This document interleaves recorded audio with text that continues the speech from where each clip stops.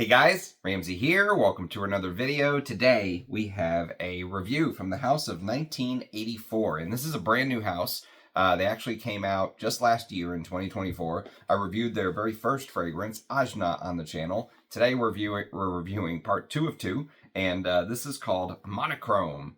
Very cool packaging, and you can see the monochrome-like overview here. We'll talk a little bit about the packaging here in a little bit. It opens up like this. And therein lies the bottle with more little monochrome hints, if you will, about the fragrance. This is a very interesting creation. It's created by Mark Buxton, who those of you who are fans of Comme des Garçons will know he has done some amazing work for the house. He did one of my all-time favorites from Comme des Garçons, Two Man. He did Comme des Garçons 2 from 1999. He did Comme des Garçons 3 from 2002. He did the original Comme des Garçons from 1994.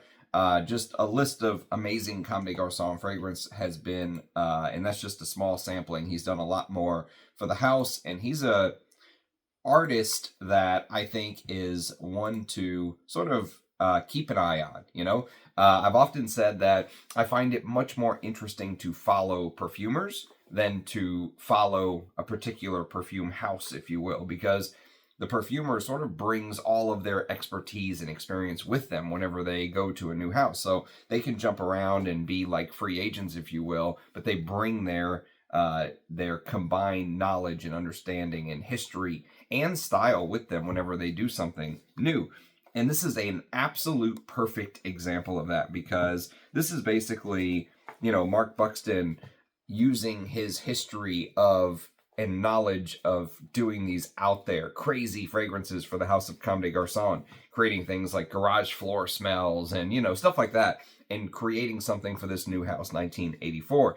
And you know what? This really smells like a Comme des Garçons to me. I think if you blindfolded me, I'm not going to do a fresh spray, but the sprayer is very, very good. And it sort of, you know, if you blindfolded me, I would say this is a Comme des Garçons. It smells like a Comme des Garçons made a modern metallic, masculine, woody. They say it's unisex, but this is a very masculine, modern, masculine type style, but done with an absolute crazy twist, because in the top notes, there is a film developer solution. Well, the notes are actually right here. There's what the brand says the notes are. So on the top, you have film developing solution, which I guarantee you have not heard that as a top note before. In the heart, you have a bunch of memories, because this is all about photography.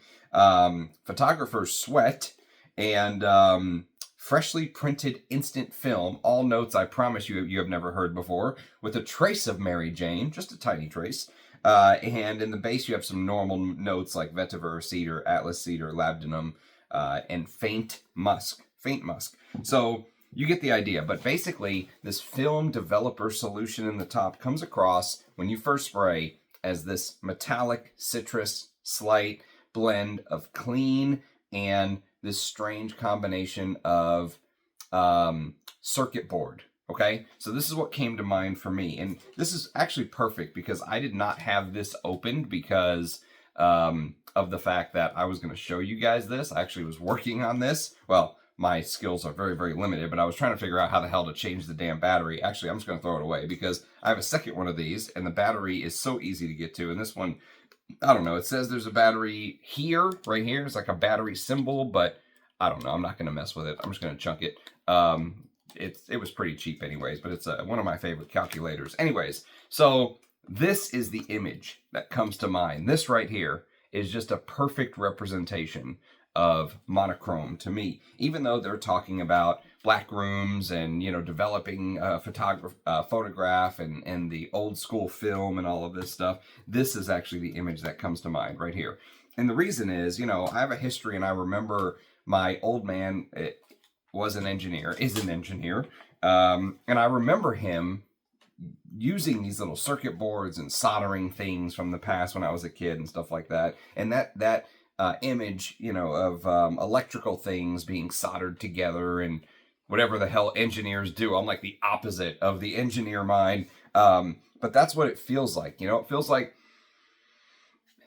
there's a hint of like circuit board and this sort of like, imagine like old CDs, you know? Remember the old school CDs? Probably the young kids are like, never even seen a CD before in my life. But remember the old school CDs would have this like metallic, well, I guess there's only one type of CD. So back in the day when we actually used CDs, remember how it had this metallic like celluloid type feel, and if you break it, it would have this sort of, there would be like this film on top of it. That film celluloid crunching feeling of, you know, maybe taking something out and putting it back in its place, you know? Like that is what comes to mind with this scent. It's very, very strange, okay? It's a very unique and interesting creation. Let's put it that way, all right? But working on details and getting something that sort of is out there and weird to come to life is one of Mark Buxton's sort of specialties. I mean, he did a lot of that with Comme des Garçons. And so if you take the name, literally monochrome means grayscale or like black and white, or sort of like an image of a single tone. Think of that, like a single tone image, if you will. And so if you look at the image on the front of the bottle, here, check this out.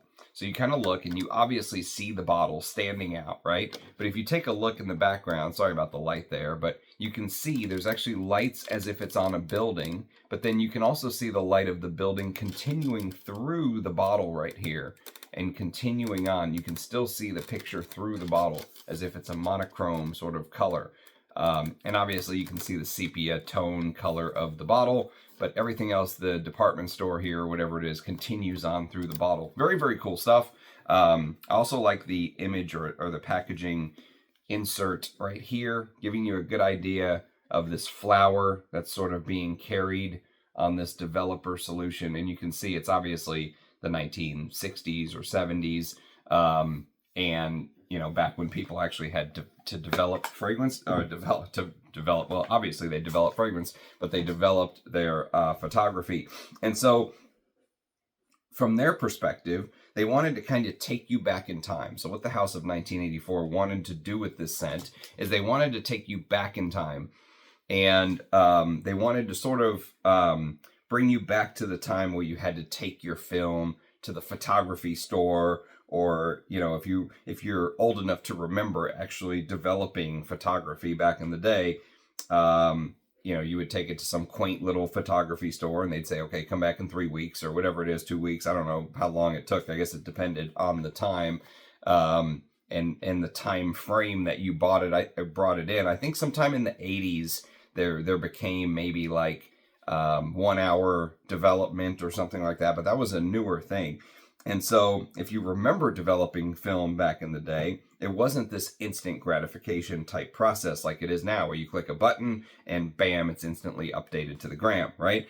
For the whole world to see. Back then, there was this dark room setup where you had to have this very precise chemical handling skill and ability. And you had to have some mastery of the temperatures as well. Usually it's very hot in those rooms, which were usually warm, which led to sweat and stuff like that, and chemicals being mixed together. And so here's the image. You can imagine this guy slumped over in a dark room, sweating like a one-legged man in an ass-kicking contest. And the heart of the fragrance actually has this strange sweat note in there. And cannabis. So if you can imagine him just lighting up and, you know, and sitting there, trying to make this perfect image of the photograph come through in the dark room, and he's enclosed in this room, almost like a mad scientist-like feel. You know, that's what comes to mind. And comes across as, you know, that sweat note, though, I will say this. It may put some people off to have something like a sweat note in here because they're thinking of cumin or something like that. It's nothing like that at all. The sweat note in here almost to me comes across as a continuation of the sort of strange developing solution weirdness from the opening, okay? So in the opening, the developer solution almost gives you this sort of ammonia, slightly medicinal, acidic, vinegar-like smell, almost caustic in a way. But what Mark Buxton, the genius of Mark Buxton, is he's mixed it with how you can take something so strange and out of left field, you know, and make it wearable. And that's exactly what he's done. This is by far the most wearable of the scent, if you will, from the two that the brand has put out so far. And he's decided to cut that developer solution with a beautiful citrus note. I really, really like the citrus note in the top, and pepper. So citrus and pepper, and it kind of turns it into something that is very, very wearable, but in a Comme des Garçons-like way. I mean, that's the best way I can really describe it. I wore this to work today as my scent of the day, and it was perfect. I mean, it was probably one of the most work-appropriate fragrances I've worn to the office in a long, long time, because I always wear crazy shit to the office nowadays. And so even though this sounds like a fragrance that is out of this world, Mary Jane, developer solution, sweat, weird, citrus circuit boards with celluloids and CDs and CD-ROM and all this stuff, you know, it's a very wearable scent. And I think that's the genius of Mark Buxton. I think that's where he can kind of balance all of this stuff. And what ends up happening is that this metallic thing in the top, to me, starts reminding me of some of the modern masculines that are very, very popular. So honestly, there is something about it that can go down something like this route. Now, before you all run away, I promise you this does not smell like this.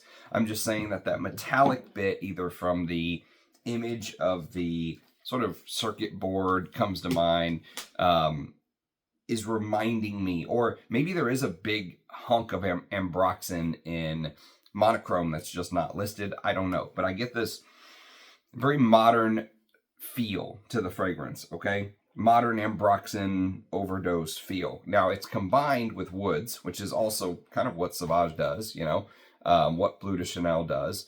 And with Bleu de Chanel and Sauvage, I think it's sandalwood, but with Monochrome, it's Atlas cedar, but it still gives you the same sort of combination of woods with maybe this overdose of ambroxan feel.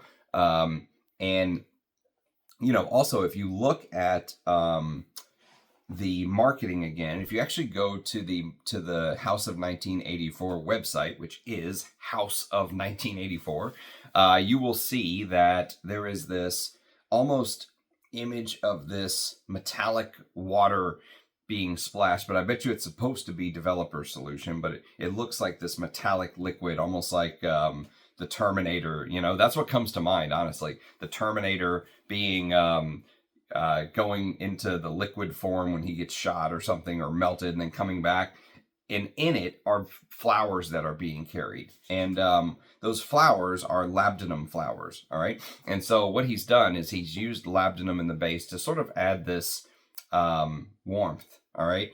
Labdanum is known to add this unbelievable amount of sort of sticky warmth from time to time, but it can make something slightly ambery as well. But it makes it a very modern, wearable fragrance with all the weird stuff. Very modern and wearable. I bet you if you put this under somebody's nose, told them none of the backstory, and just said, what do you think of this? Somebody who wears something like Sauvage or Bleu de Chanel or whatever it may be, you know, some of these modern masculine fragrances, they would probably say, I might wear this. I mean, unless I've just become so accustomed to weird fragrances that this just doesn't faze me at all. But for me, I would have no problem recommending this to somebody who likes wearable fragrances. But on the other side of the coin, there is something about knowing the backstory and knowing the imagery that they were going for, literally with the photographs, that make it more interesting. You know, you can kind of follow along with the plot. And so he's made it strange enough where I can try to focus on the developer solution or the sweat or the trace of Mary Jane or whatever it is, and be interested. But he's also made it to the point where I think someone who wears Sauvage or Bleu de Chanel or whatever it is would be comfortable wearing this. You know, that's the thing. Now, it doesn't smell like those two. Again, I'm just saying that the concept, I think, would fall into place as this very wearable, modern masculine. And it's very affordable, too. I think 50 mils, $165, compared to Ajna, which was, let's see. Ajna was $425 for,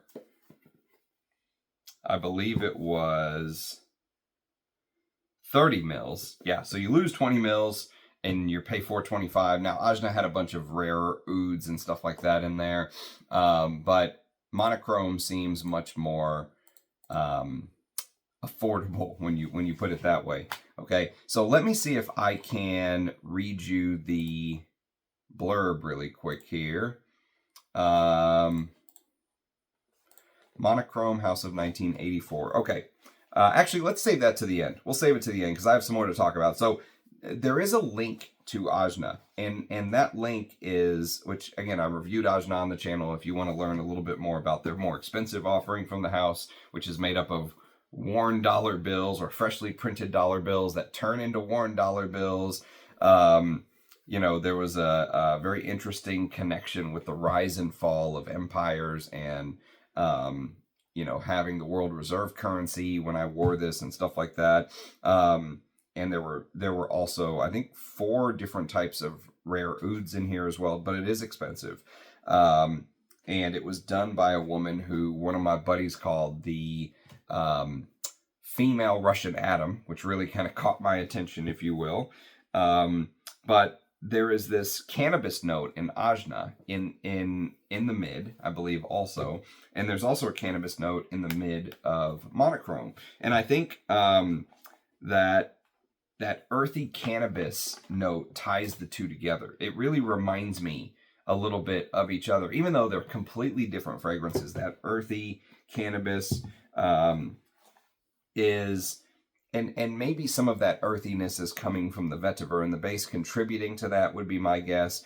You know, and like I said, you're supposed to imagine this mad scientist working in this lab, lighting up a doobie, trying to get this photograph perfect, and then maybe he comes back in a week or 2 later, and the stale smell of the old Mary Jane that was lit up in the lab gives that cheesy, slightly skunky, earthy, you know, green smell that cannabis can give, lingering in the dark room with the weird labdanum in the base, the strange Terminator-like metallic solution, developer solution coming through.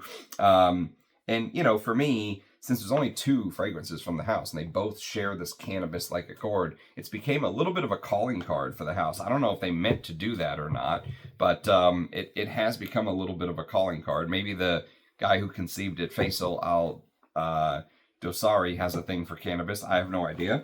But that weed note, you will see the connection between the two if you wear them. So maybe that will change in future releases. Maybe that weed note won't continue. Maybe that'll be a DNA for the house. I have no idea. But for now, the connection is there. And, you know, as the fragrance dries down and you get to the base, you start to move away from a fragrance that smells more of that metallic, modern, you know, can't talk about it without talking about that image of the circuit board. That's the image of the top. But as it continues to dry, it sort of starts to turn into something that is much more traditionally sort of woody, earthy, musky type smell. Okay, that's the base. With a little bit of a hint of labdanum. Very, very wearable.